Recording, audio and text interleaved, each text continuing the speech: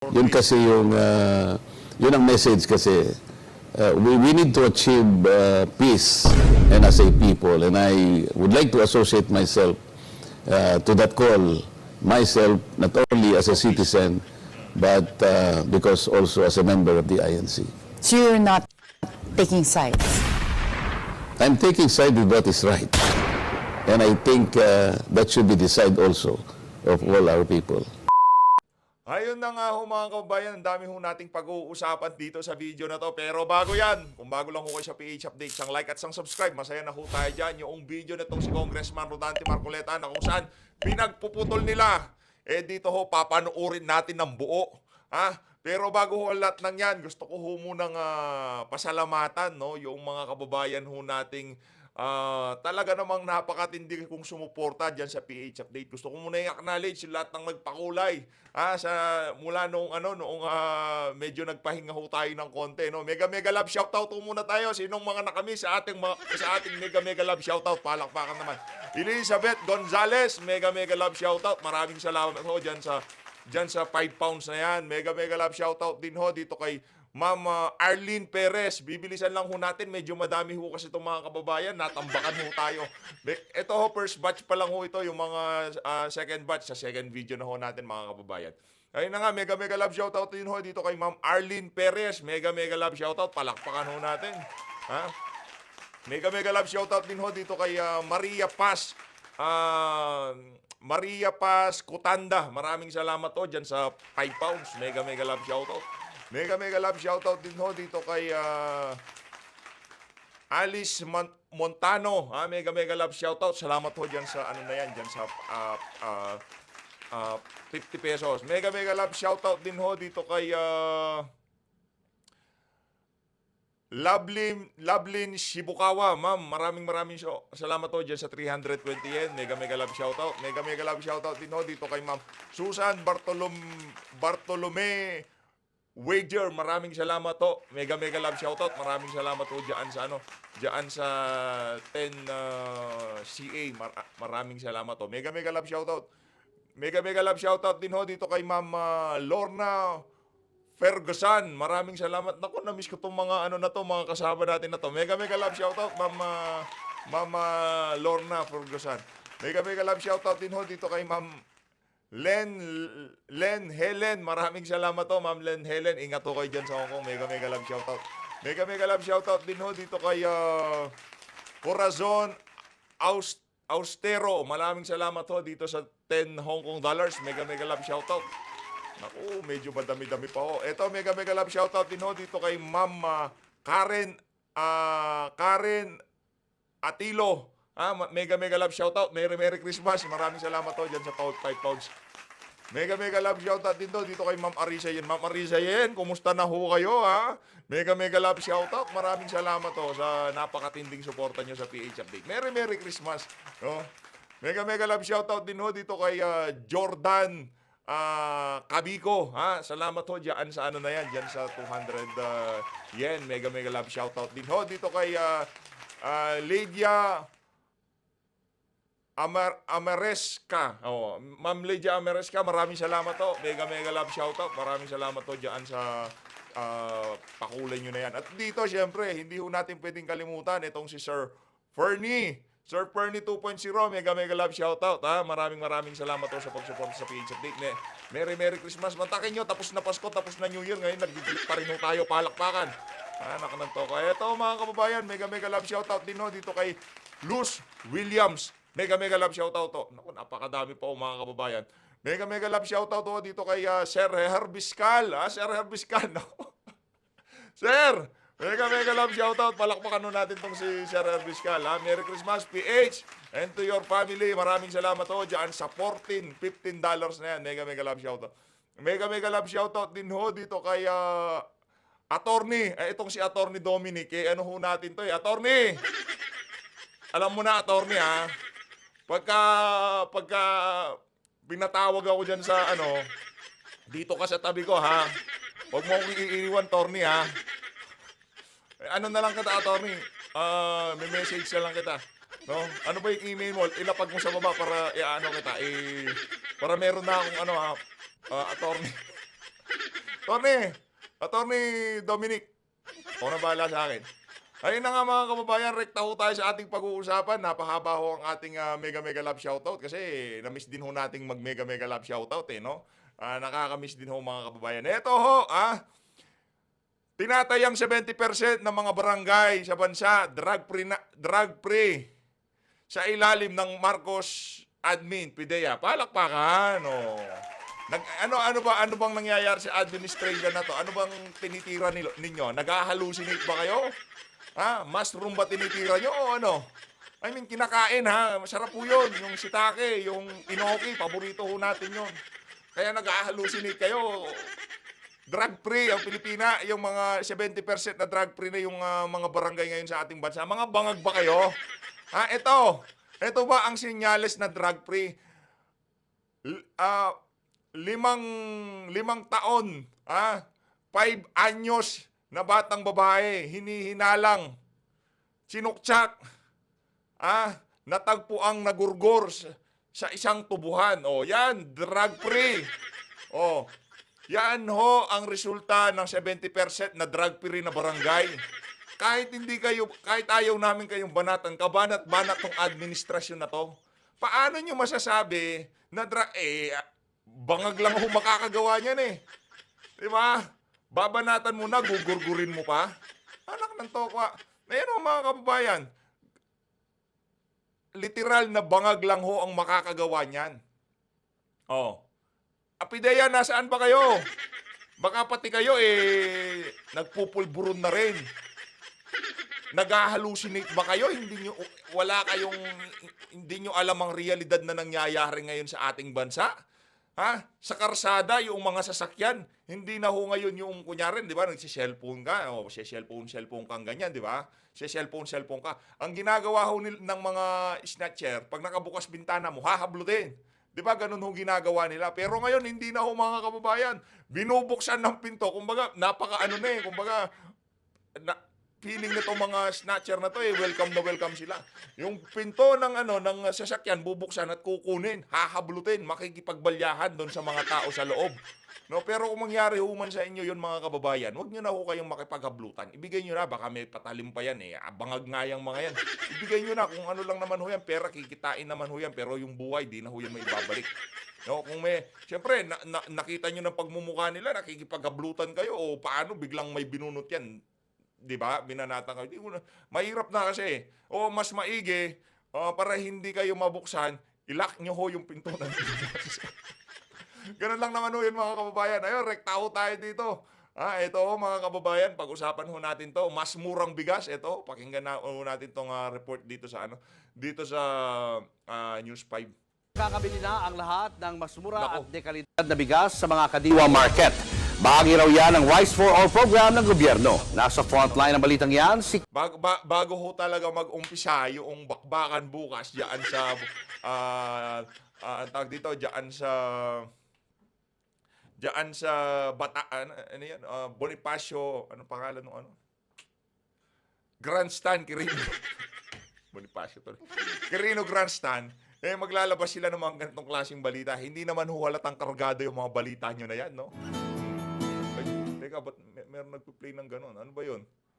Teka lang ho Tanggalin ho natin nagpi-play kasi ayaw ho natin yun Caricator. Mas maraming mabibilhan ng mas murang bigas. Yan ang pangako ng Department of Agriculture sa gitna ng inaatrayang mataas na presyo ng mga bilihin. Simula kasi bukas, ibebenta na ng 43 pesos kada kilo ang well-milled rice sa subscribe na ho kayo. Kumbaga, konting push na lang yan. Pero no rush. No rush naman ho tayo dito. Kumbaga, i-enjoy ho natin yung journey natin sa road to 1 million subscriber. No walang rush ho yan. Kumbaga, kung di pa ho kayo nakasubscribe, subscribe na ho kayo. mahigit 20 kadiwa ng Pangulo site sa Metro Manila. Kasabay niyan, maglulunsad din ng 20 pang kadiwa stores sa Metro Manila at Laguna bukas. Bahagi ito ng pagpapalawak ng Rice for All program ng gobyerno. Sa ngayon, kahit yun lang mga smuggler, yung mga importer na malapit dito kay Marcos Jr., kahit yun lang hihingan nila ng mga donasyon dyan sa mga binibenta nilang bigas na yan sa kadiwa, sa tingin nun natin, ano yan eh. Sa daming smuggler na kaibigan ng administrasyon na to, sa dami ng importer na kaibigan na tong administrasyon na to, 'di ba? Tinapyasan na nga yung taripa sa mga ini-import na bigas.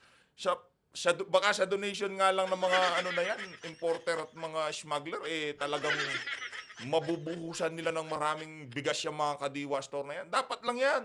No, kahit papaano may makinabang naman tayo sa pagtapyas ng taripa diyan sa ano na yan kasi tinapyas ang taripa, hindi bumaba ang presyo. So ang gagawin ho, mag-donate na lang kayo sa mga Kadiwa store pero mag-aapat na taon ng administrasyon na to, wala pa ho tayong nakikitang Kadiwa store. Meron na ho ba kayong nakitang Kadiwa store? I-comment nyo sa baba. May higit 400 regular Kadiwa outlets naman ang DA sa buong bansa. Ang regular na Kadiwa natin nag-open lang siya 2 to 3 times a week. Pati itong Kadiwa ng Pangulo na may Kawawa mga Pilipino, no? Wala kayong choice. NFA bigas nyo. Anong dinurado? Hindi pwede sa inyo yan. Tayo, pag kumain ho tayo ng rice talaga ngayon, konti lang ho. Konti. Kain tayong rice, konti lang. Hindi na ho tayo ganong... Kasi nung bata-bata tayo, alam niyo ho pa yung gatang, yung panggatang ng bigas. Naku, lakas natin magbigas. Pero ngayon, konti na lang ho yung rice natin. Kumbaga, di na ho tayo masyadong nagra-rice, no? Gulay, ganun. Gulay na. Mas maganda ho yun, mga kababayan. Yung mga nagda-diet, pabor na pabor sa inyo. Tingnan nyo naman sa PH Update ka. Sobrang serious din. P29 and Rice for All, 7 days a week ang magbebenta sila. Gusto nyo ba ng dinurado? Gusto nyo ba ng Angelica? Hindi. Magdusa kayo dyan. Para doon sa mga nagtatanggol kay Marcos Jr., gusto nyo, mga kababayan natin na hindi para namumulat ang kamalayan na talagang palpak tong administrasyon na to. Gusto nyo ho ba ng dinurado? Gusto nyo ho ba ng Angelica? Gusto nyo ho ba yung whole grain rice? Yung buo-buo, tapos yung kahit ganyanin mo lang ng toyo, ang sarap-sarap na? Hindi ho pwede yun. Tag-100 kilo doon. Magtiyaga ho kayo diyan sa diyan sa Rice for All na yan, NFA. Yan ho yung administrasyon nitong si Marcos Jr. Layunin po natin dito is we also want our farmers and fisher folk. Hindi, ito yung intended ho yung pagmamak natin na yon para doon sa mga Pilipino na mapahanggang sa ngayon, marami na yung mga kababayan nating namulat. Yung mga sarado pa rin ang utak. Madami ho kasing naliligaw sa mga video natin. Ngayon, para doon sa mga sarado ang utak, yan, magtiyaga kayo dyan. Pero yung mga kababayan nating bukas ng kaisipan, sabayan nyo ho ako sa pangangalampag sa mga kababayan nating sarado pa rin ang utak. Magtiyaga kayo dyan. Pero tayo, baka dyan din ho tayo bibili. To get more value for their products, securing for them more income that will incentivize them to produce more. Nakipagkasundo ang DA sa ilang farmers cooperatives at associations para direktang makakuha ng bigas at maibenta ito ng mas mababa sa Kadiwa. Sa mga palengke kasi umaabot ng 55 pesos kada kilo ang well-milled rice. Itong Rice for All, binabaan lang natin yung presyo kasi nakakita na tayo ng pagbaba sa merkado sa presyo ng bigas. Yung bigas natin normally 5 peso lower. Wow! Papalapit na election talagang double, triple, quadruple time. Nakakita na tayo ng pagbaba sa merkado ng presyo ng bigas. Ano lang naman ho tayo dito Kumbaga, doon lang ho tayo sa realidad. Ayaw kasi natin yung daming check kasi ng ibang dyan. Reality lang tayo. Reality check. Punta kayo sa palengke. Nagbago ba presyo? Bumaba na ba ng tag 5 piso yung presyo ng mga gusto nating bigas? Dinurado, full grain rice, Angelica. Mga ganyan pangalan ng mga bigas diba? Or naman dun sa prevailing market prices. Bukod sa tig 43 pesos na well-milled rice, tuloy pa rin ang pagbebenta ng DA ng 29 pesos na bigas na subsidized naman ng National Food Authority para sa yan yung tubig na lasang. Pambira itong si Atty. Big, no? Yang yang bigas na yan yung bigas na yung tubig na lasang bigas. vulnerable sectors. Magandang balita rin sa mga magsasaka na mas mabilis nang Hoy, mga magsasaka, magandang balita kasi mag-e-election na. Itong News 5 ha. Galing ngayon sa pagbabalik. Ibebenta ang inaning nilang dry o tuyong palay. Simula kasi ngayong anihan, tatanggapin na ng NFA ang palay nang hindi na kinakailangang irepack sa kanilang mga sako. Ayon sa Wow, ayos. Tatanggapin na ng NFA kasi mag-e-eleksyon. Wag ho kayong magpabudol. Akala nyo ba, may nagiging resulta na sa administrasyon. Gumagaling na tong si Bangag. NFA, matagal na ring idinadaing ng mga magsasaka ang matagal na proseso dahil obligado pa silang pumila at magpalit ng sako bago maibenta ang kanilang mga palay. Umpisa na natin ngayon na, itong wet season harvest, up to 20% of our procurement, no? Magiging sako na ng farmers. Ang pinakamalaking benefit dito, hindi maghihintay ng matagal yung ating mga magsasaka. Gandang balita. Talagang tuwang-tuwa tong si Sir. Kaya nyo naman palang gawin yan. Bakit ngayon pang papalapit ang midterm election? Bawas gastusin din para sa NFA kung sako na mismo ng mga magsasaka ang gagamitin. Tinataya nga abot sa 215 million pesos ang matitipid ng NFA dahil dyan. Bagamat hindi ibinebenta ang bigas ng NFA dahil para lang ito sa buffer stock, posible raw na magkaroon ito ng epekto sa presyuhan sa merkado. Ibinaba sa 23 hanggang 25 pesos kada kilo ang buying price ng palay ng NFA. Nagbabalita mula sa Frontline. Ayun, kayo, basahin nyo kung ano hong nakikita nyo dyan sa ano na yan. Dito ho tayo kay Congressman Rodante Marcoleta, no? Pakinggan ho natin itong pinaka-latest na interview niya. Pandiinan na naman. Huwag nyo kalimutan, ha? Yung mga kandidato natin, si Atty. Vic, yung si Pastor Apollo Kibuloy, yung si, ano pangalan itong siya? Yesko. Yan, dalawang Marcoleta yan. Baka dalawang Marcoleta yan. Yung mga kandidato kasama lang nila si Kong Dante sa picture, 'di ba? Tayo ho sa video. Kung pumupogi yung mga yon, yung dalawang Marcoleta kasama natin, mas dalawang beses yung kapugian ni PH Update. Tuloy natin 'to, game. Daming pasakali ni PH. Yes, and when the proper time came, again, I was disappointed because what they were doing is part of what the Commission on Audit was doing. That is why I ask again a constitutional issue there, whether or not the committee can usurp the function of the Commission on Audit. But again, you will be disappointed because the chairman will never explain and will not even raise a higher kind of debate so that everybody will be enlightened. Yeah. As a lawyer, I agree with that. There has to be also an observance into the scope of the functions. When it's a question that pertains to the Commission on Audit, there should be no usurpation of that authority. Yes, because the chairman cannot answer. So I ask the representative of the COA itself whether or not they surrendered that part of their delegated mandate to the House of Representatives. And they said, no, sir. So if you did not delegate what was mandated by the Constitution to you, why did you have to submit the papers and the reports that are still being subject to your audit? The audit was then at that time an initial findings. There is no finality because their findings is still assailable. It's questionable. It is appealable.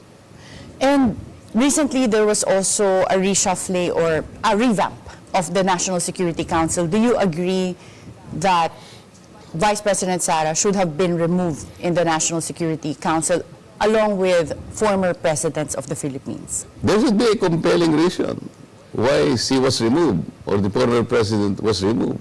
Was there? Well, they call it the presidential prerogative to choose who should be members of the National Security Council. Yes, but it's only now, I think, when the vice president, the former president, was removed. It did not happen in the past. There should be a compelling reason that the people might understand.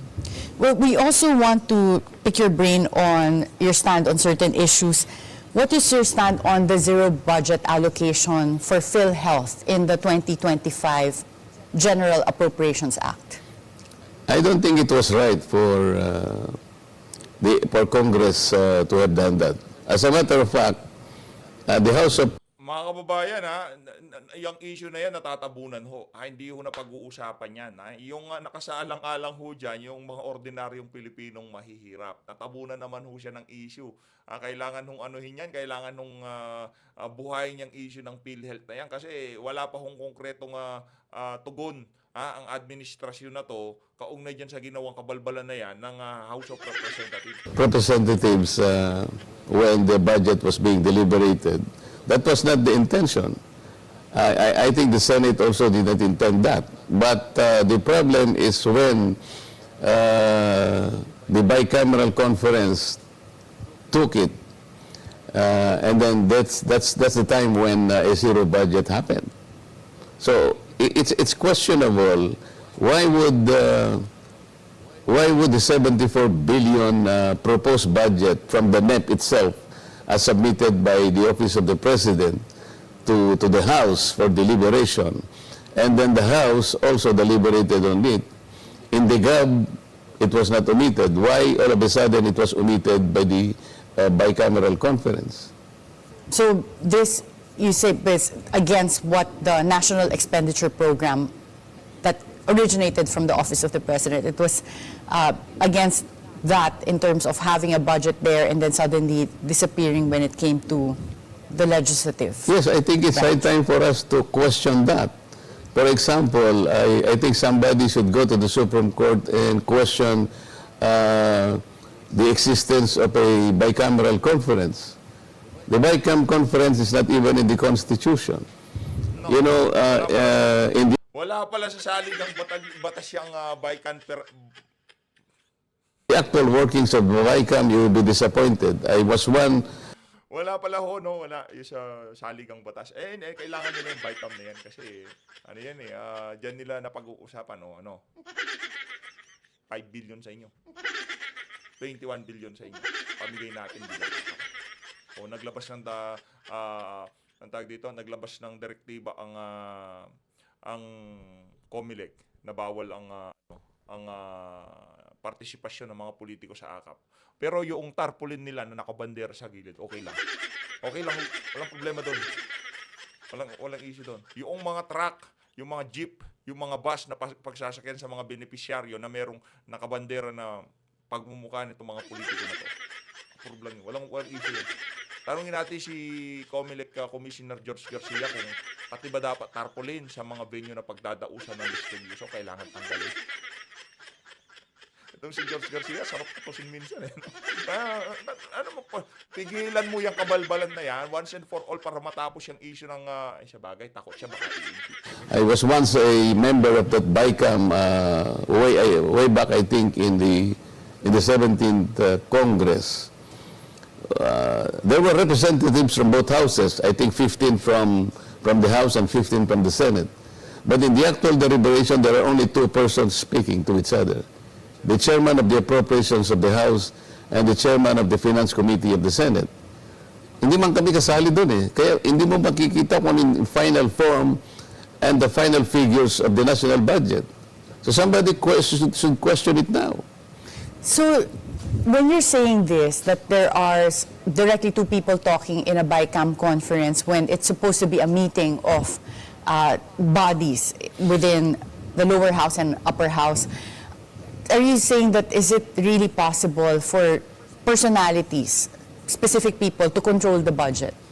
Nangyayari nga yun eh. Ito nga 2025 budget, miski nga si Senator Amy, I think stood up on the floor and questioned how these all things happened.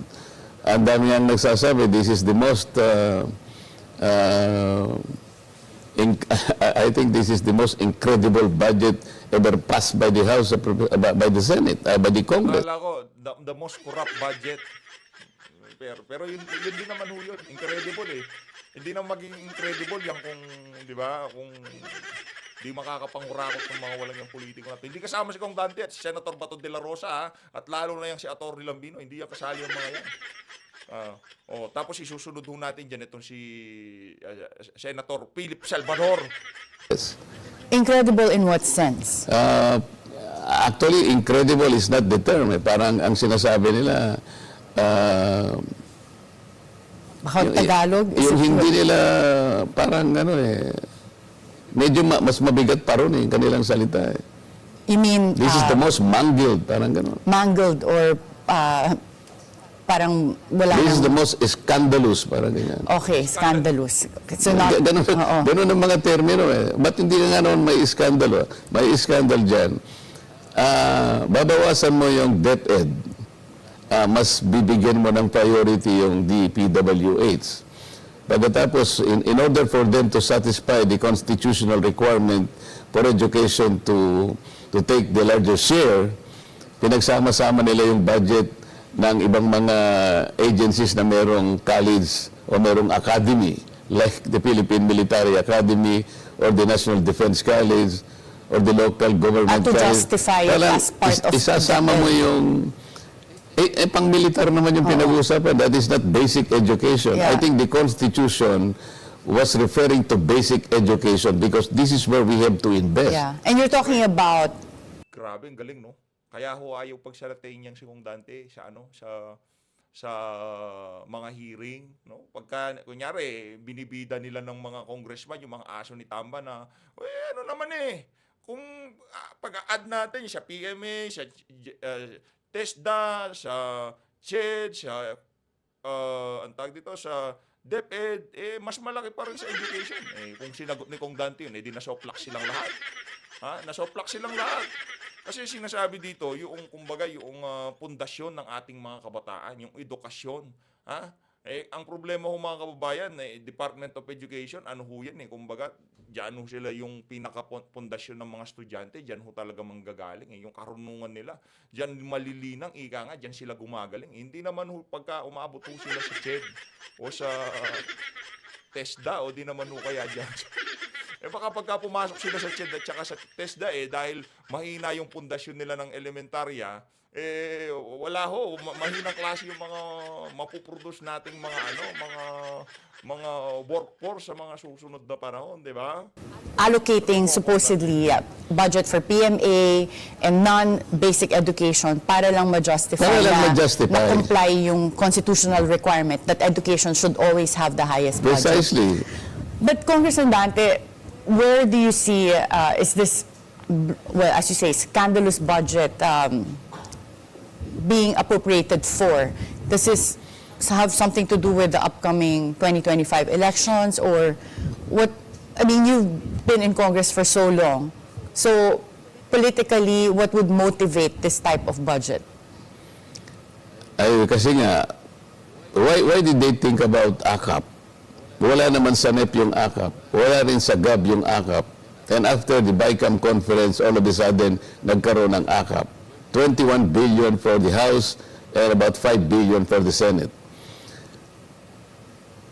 Many times we have already justified yung conditional cash transfers. Ito yung 4Ps. Because conditionalities were laid down there, like keeping our children in school, Nako, or nasa background pa mo itong mga nasaan na to, itong mga aso ni Tambalos. the mothers and children are being checked up in hospitals or in clinics.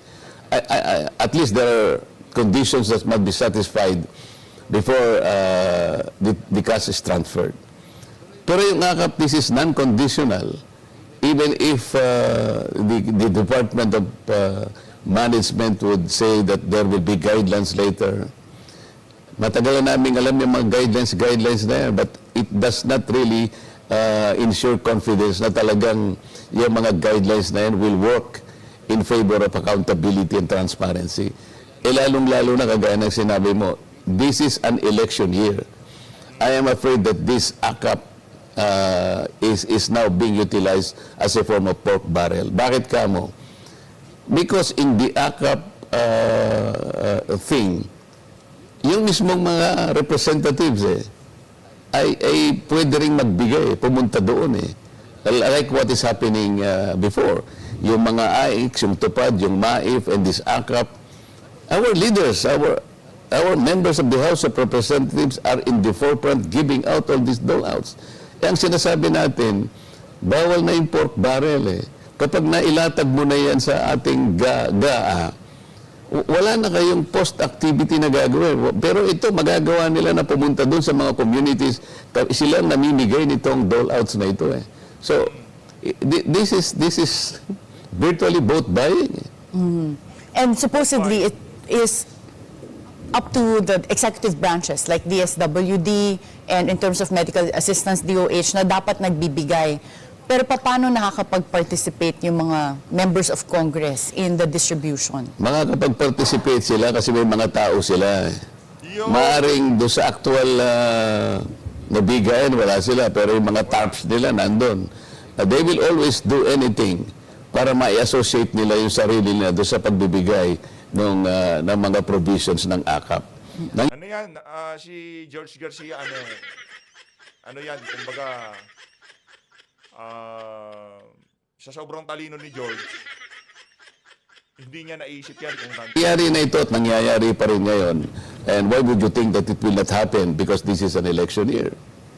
And when it comes to pending bills, what is your comment on a recent bill of Congressman Joey Salceda on seeking to grant a franchise to ABS-CBN? Nako, maduguho ito. Did you read or have you read the bill? I have not read the full bill. Ako nakita ko lang yung kanyang explanatory note eh. It's a very short explanatory note now saying that the Securities and Exchange Commission or the BIR made a blanket testimony or certification that ABS-CBN did not violate anything. Masyado namang mababaw yung kanyang kadahilanan. Paano niyang nasabi yun? How can he go against the whole findings of the 18th Congress when several violations were presented and testified to and were proven by the House of Representatives? Paano niyang sasabi, paano niyang tatalikuran yung pangyayari na itong hearing ng non-renewal ng ABS-CBN took the full attention of the whole nation. Pagkatapos sasabihin niya, these agencies were confronted then at yung mga certification na sinasabi niya were limited only to a certain aspect of what they do at that time. It was not a blanket authority. These were all taken up. These were all investigated and examined before the nation. The whole nation was watching during the non-renewal proceedings of the franchise of the ABS-CBN. Siguro kung makausap ko si Kong Joey, di ko alam kung makikipag-usap siya sa akin, but I don't think he was right in saying that there was no violation. But Congressman Joey is running for governor in the Unopposed. 2025 election. So, do you think that this can still move forward in Congress considering the proponent is leaving Congress? Well, miracles can happen. Miracles can happen. But do you think, is there a possibilities to still renew or grant a new franchise to ABS-CBN if they are able to cure whatever were the violations or findings in the past? How can you cure them? For example, I think there were violations related to the income tax that they should have paid the government. Ganun lang ba yun? Hindi na nila siguro i-examinin ano ba talaga yung nangyari noon. Naipalitaw na ang dami nilang tax evasion cases. Yung Big Dipper na examine namin was utilized in order to shield ABS-CBN from paying the rightful taxes to the government. Yung pagbebenta ng mga Philippine Depositary Receipts, kakalimutan na ba natin yung mga yun? Napakarami. Yun lamang pagbebenta nila ng black boxes despite the fact that their channel is free to air. Yun lamang kanilang yun lamang kanilang transmitter. The highest transmitter in this country was built without a building permit. Yun lamang kanilang kinatatayuan ng kanilang headquarters, kino-question na namin, kino-question ko na yung kanilang titulo. Hanggang ngayon hindi nila pinakikita yung original title kung talagang paano napunta sa kanila yon. Because originally it was titled in the name of the PHHC. Ito yung Philippine Homesite Housing Corporation. ayaw nilang tingnan yan at ayaw nilang bulat-latin yan. Lahat dapat ito ay tingnan muna bago natin pag-isipan man lang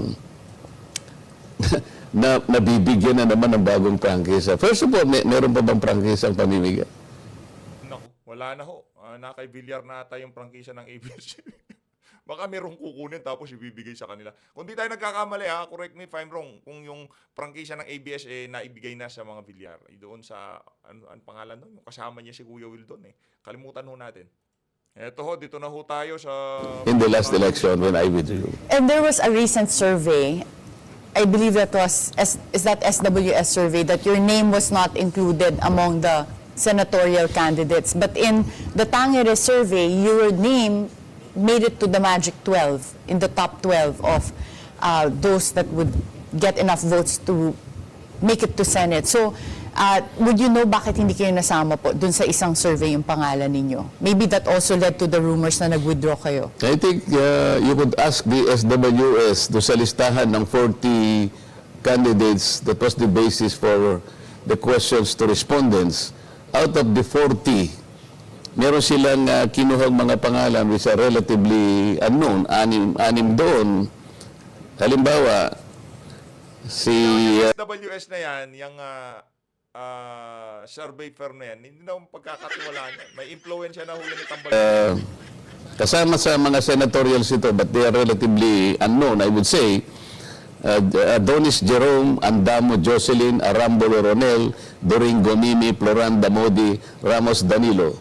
These are relatively unknown, pero ako hindi nila ako sinama. So, there are 40 figures there. But hindi nila ako sinama. So, I ended up number 36. It's impossible that I should be in 36 because hindi nga ako kasama sa 40. Ngayon gustong itanong kay Chairman George kung paano nila ginagawa. Yung mga survey. If you're not in the 40, how can you land in 36?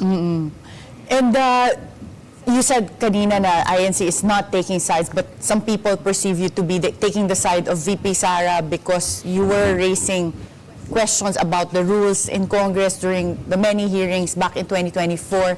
So, what is your message to the Filipino people when it comes to the INC Call for Peace rally? And also your stand on everything that's happening in politics? My call is in association with the call of the INC for Peace. Yun kasi yun ang message kasi. We need to achieve peace as a nation because this is the only way that we can succeed. This is the only way that we can move on as a country and as a people. And I would like to associate myself to that call, myself, not only Kahit tayo dito sa PH Update, ina-associate natin ang ating channel sa kapayapaan. as a citizen, but because also as a member of the INC. So you're not Kaya nga ho mga kababayan na pagka pinag-uusapan yung hindi ho tayo dyan, yung magkakaguluhan, ayaw ho natin yan. Kawawa ho, marami hong magugutom, kawawa ho ang mga Pilipino. Hindi ho tayo pabor dyan. Kasi hindi ho pabor dyan si Tatay Digong. Yung kaguluhan, ayaw ho niya yan. Ano bang sinusulong ng hakbang na maisog? TAPS Coalition, di ba? For peace din ho, ayaw ho natin ng kaguluhan. Kaya yung INC na yan, nakikisa ho talaga tayo all the way. Sa lahat ng nila, akbangin nila na yan, na pagkakaroon ng talagang kapayapaan, peace dito sa ating bansa. Kasi pagka pinagpatuloy ho nila yung impeachment na yan, babay kapayapaan. taking sides. I'm taking side with what is right. And I think that should be the side also of all our people. Thank you so much, Congressman Dante Marcoleta. It was really a pleasure to have you here today. Ayun na nga mga kababayan, maraming salamat po sa pagsuporta sa PH Update. Next batch na ho yung ibang mga mega love shoutout natin dito sa PH Update. Mag-ingat ho kayong lahat. Mahalin natin ng Pilipinas. Maraming salamat po sa pagsuporta sa PH Update.